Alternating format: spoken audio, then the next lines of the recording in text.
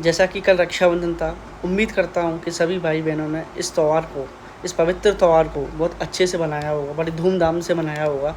पर किसी को ये पता है कि ये त्यौहार क्यों मनाया जाता है? सबसे पहली राखी किसने किसको बांधी थी? तो एक मैं आपको एक छोटा-सा एक प्रसंग सुनाऊँगा आज। अगर आपको अच्छा लगे तो मुझे कमेंट में बताएँ। बुरा लगे तब भी बताएँ। सभी को जय श्री राम, राधे राधे, जय श्री कृष्णा। जैसे कि आपको पता होगा कि काफ़ी हज़ारों साल पहले एक राजा थे, राजा बलि। इससे आप भली-भाँति परिचित भी होंगे। तो ऐसा कहते हैं जब वामनी अवतार हुआ था भगवान का, तो ऐसा आपको पता है कि राजा बलि बहुत दानवीर थे। उन जैसा दानवीर शायद ही कोई हो। अंगराज कर्ण भी अपने आप में, अगर मेरा महाभारत में सबसे अच्छा कोई प्रसंग है तो मुझे लगता है अंगराज कर्ण का। वो इतना बलशाली था, शक्तिशाली था, वो किसी को नहीं पता। उसके बारे में एक अलग प्रसंग बताऊंगा मैं कभी आपको। जब राजा बलि के पास स्वयं भगवान विष्णु के अवतार भावनी भगवान जब आए, एक ब्राह्मण के रूप में वेश बदल के आए थे, क्योंकि जो ऐसा बोलते हैं कि राजा बलि थे वो बहुत ही दानवीर थे। तो उनके यहाँ एक ब्राह्मण के रूप में राजा बलि आए थे। उनने उनसे बोला भिक्षा के रूप में कि मुझे 3 कदम, मतलब मैं अपने 3 कदम मुझे ज़मीन चाहिए। तो राजा बलि इतना दानवीर था, उसने कि ठीक है 3 कदम तो कितने होंगे, छोटे से थे, वामनी अवतार था तो कोई दिक्कत नहीं थी। उसने कि वो घमंड से हमारे चूर था उसमें कि 3 कदम कितने होते हैं, तो 3 कदम तो कोई दिक्कत नहीं है। जब भगवान विष्णु के अवतार ने, वामनी अवतार ने जब अपना बकराल रूप लिया, तो राजा बलि भौचक्का रह गया।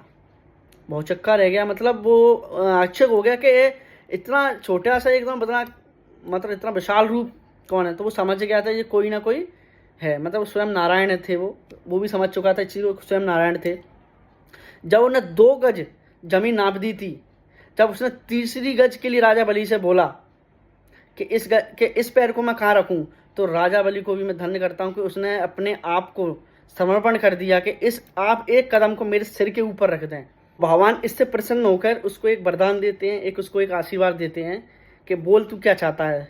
तो राजा बलि ने उनसे कहा कि मैं ये चाहता हूँ कि जब भी मैं इस महल में रहूँ तो मुझे आप प्रत्यक्ष चाहिए।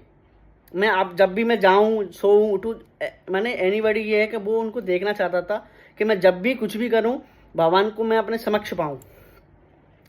तो भगवान ने ये बोला उसको कि ये तो मेरे को चौकीदार बनाना चाह रहा है, द्वारपाल बनाना चाह रहा है अपना, तो क्यों। फिर भगवान राजी हो गया। भक्त को कैसे मना कर सकते हैं, माने भगवान के लिए सबसे बड़ी चीज़ होती है भक्त।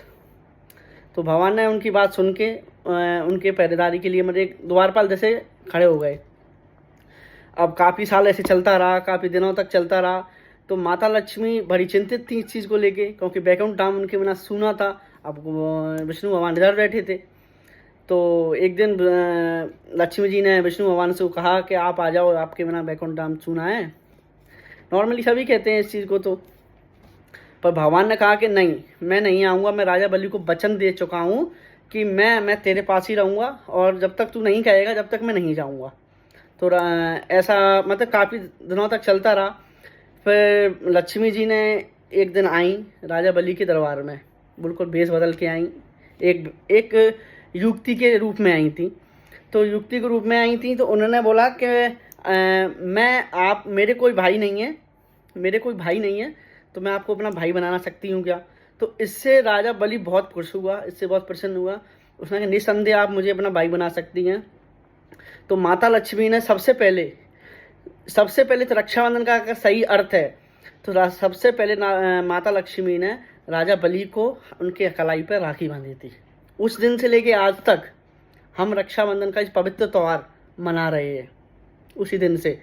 और ऐसा भी कहते हैं कि इस त्यौहार पर जो बहन होती हैं वो भाई के घर जाती हैं, ना कि भाई बहन के घर आते हैं। क्योंकि खुद माता लक्ष्मी राजा बलि के घर गई थी। उस दिन से लेके आज तक हम इस पवित्र त्यौहार को मनाते रहे हैं। भाई दोस्त पर जो दिवाली की दौज होती है, जो होली की दौज होती है, उस पर भाई जाते हैं अपनी बहनों के यहाँ। पर इस त्यौहार पर, रक्षाबंधन पर, बहन स्वयं अपने भाई के घर पर आती हैं, क्योंकि स्वयं माता लक्ष्मी राजा बलि के घर पे आई थी। उस दिन से लेके आज तक ये त्यौहार बहुत धूमधाम से मनाया जाता है। तो इसके पीछे एक छोटा सा प्रसंग था जो मेरे मन में था कि मैं आपको इस तक आपको शेयर करूँ, आपको बता पाऊँ। मेरी मन की जो पीड़ा थी वो आज पूरी हुई, क्योंकि मेरे अंदर था कुछ आपको बताने के लिए। तो मैं कि इसको मैं आपको बताऊं। अच्छा लगा हो तो मुझे कमेंट में बताएं, बुरा लगा हो तो भी मुझे कमेंट में बताएं। सभी को जय श्री कृष्णा, जय श्री राधे राधे।